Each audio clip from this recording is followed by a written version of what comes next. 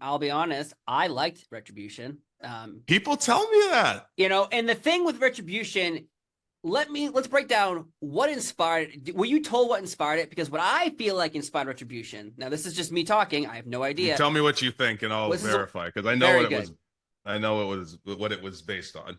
Okay, so during COVID and during those times, there's a lot of riots going on. A lot of Correct. Black Lives Matters. There's a lot of anger in the world, and Yes.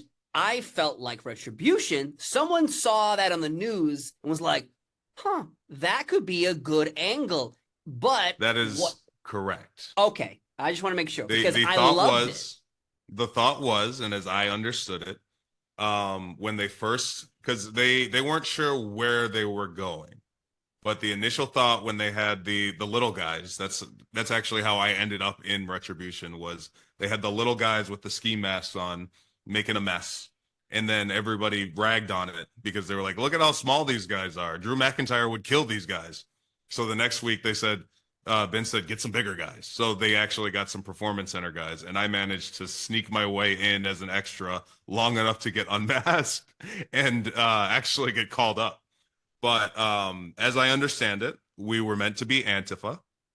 Um, when Fox, because it was on SmackDown, found out that there was an Antifa angle on SmackDown on their Fox program, they said, "Hey, stop."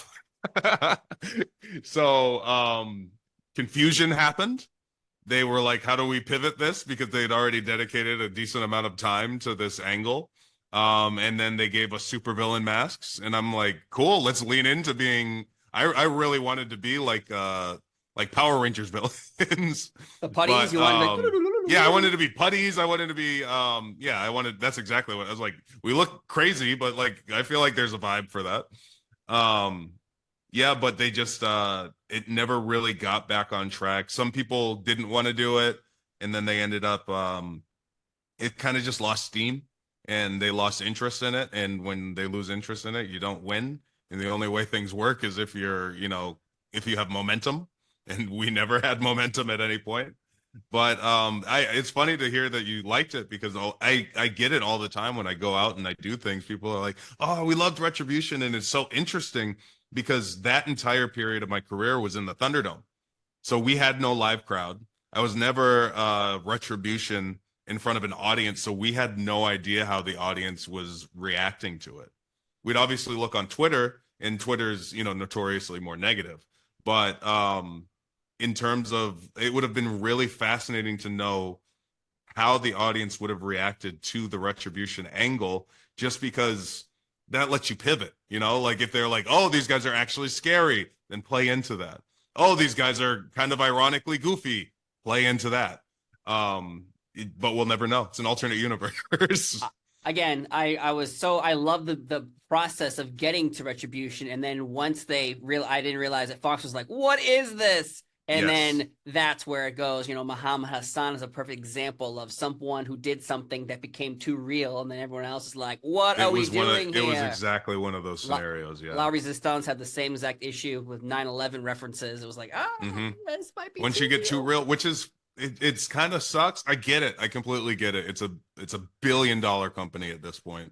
There's no reason to have to tell those stories, but they're so much more interesting, right? Of course. Well, also, do you think that the guy who's playing a terrorist on TV is actually a terrorist in real life? Never. But Right. wrestling is they're like, it's either too fake or too real. Like, pick Right. one. You Yeah. can't, but wrestling always ends up, always, as long as I can remember, Sergeant Slaughter being an Iraqi sympathizer to, in today's world, Retribution. Uh, Mm-hmm.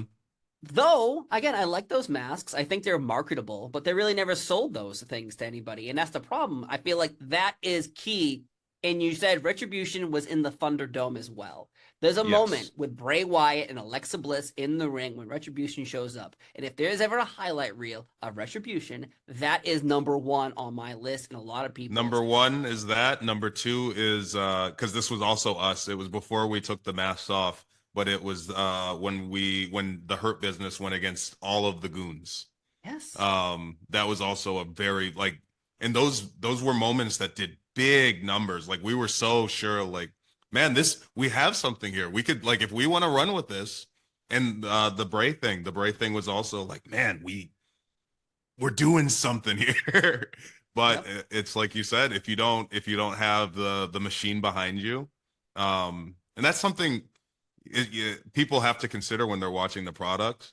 Um, you get what they give you, if that makes sense.